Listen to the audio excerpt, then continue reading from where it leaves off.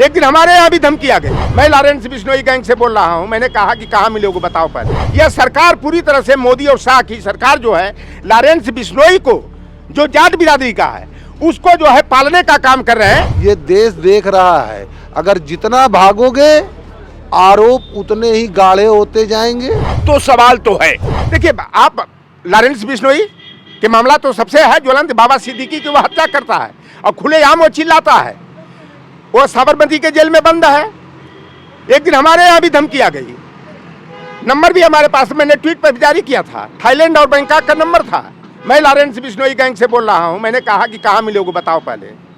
इस तरह का जो है कि दहशत पैदा किया जा रहा है लोगों में लॉरेंस बिश्नोई गैंग का। यह सरकार पूरी तरह से मोदी और शाह की सरकार जो है लॉरेंस बिश्नोई को जो जाट बिरादरी का है उसको जो है पालने का काम कर रहे हैं। और उसकी आड़ में जो है जो भी उनके विरोध में आवाज उठाने का काम कर रहा है उनको कैसे रास्ते से हटाया जाए, कैसे जेल के अंदर बंद किया जाए, ये कवायद हो रही है। लौटरराम निषाद भी उसका गवाह है। एक हफ्ता में 52 मुकदमे मेरे ऊपर कायम हुए हैं। लेकिन हम लोग समाजवादी हैं, हम लोग न्याय की लड़ाई लड़ते हैं, संवैधानिक मुद्दों की लड़ाई लड़ते हैं। हम लोग जेल में जाने से और मुकदमा से डरने वाले, गिरफ्तारी से डरने वाले नहीं हैं।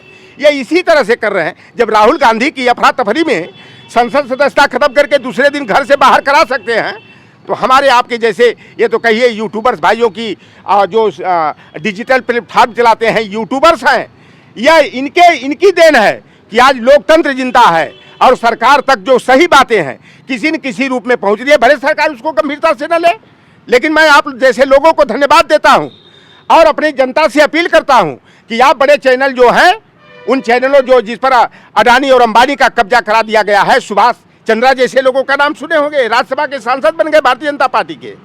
ऐसे लोगों के चैनलों पर भारतीय जनता पार्टी का जो है परोक्ष या प्रत्यक्ष रूप से कब्जा है।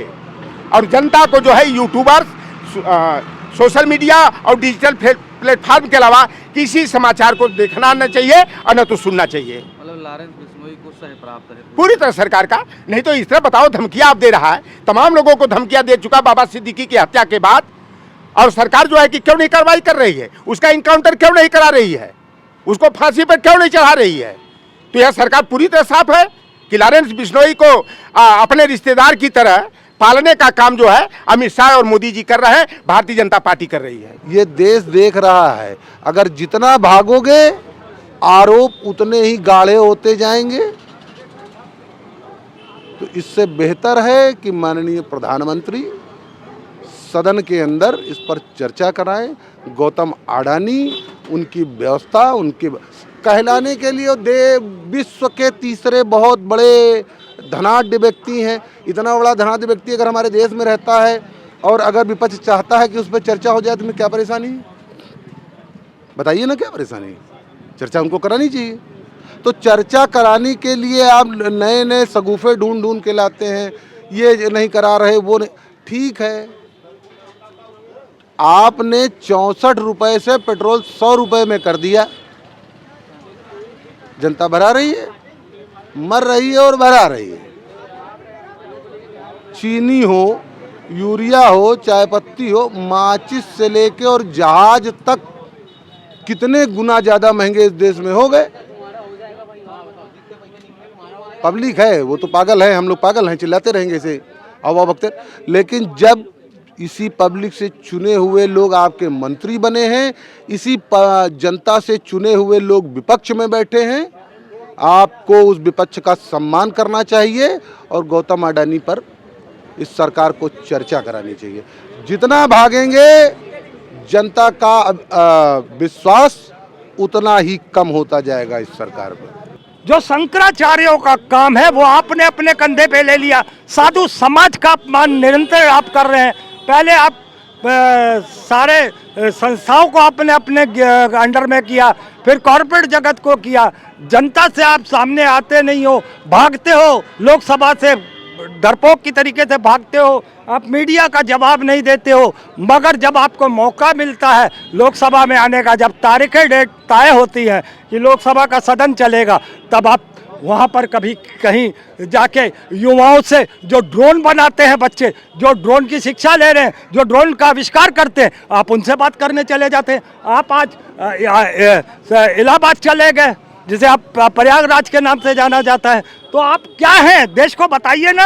आप देश के प्रधानमंत्री हैं, आपका दायित्व है देश में शिक्षा, रोजगार, स्वास्थ्य, नौकरियां, महंगाई, सुरक्षा को देने का। आप दे क्या रहे हैं? सबसे बड़ी चीज है कि अडानी है कौन। देश को अडानी के बारे में जानने का अधिकार है। अडानी के साथ प्रधानमंत्री जी का क्या रिश्ता है, इसको भी देश जानना चाहता है।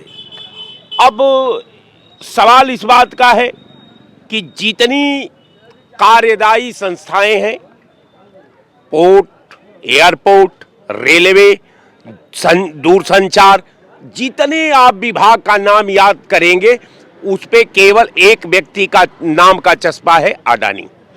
अब सवाल है कि विपक्ष ये जरूर जानना चाहता है कि आखिर रेलवे की एक एक कंपनियां आखिर अडानी को ही क्यों थमाई जा रही है। और भी उद्योगपति हैं, और भी कारोबार करने वाले लोग हैं, तमाम ऐसे लोग हैं जो वो काम कर सकते हैं। तो आखिर उनको जो है ये व्यवस्था में भागीदार सरकार क्यों नहीं बना रही है। हर चीज पर चस्पा केवल अडानी का ही रहेगा।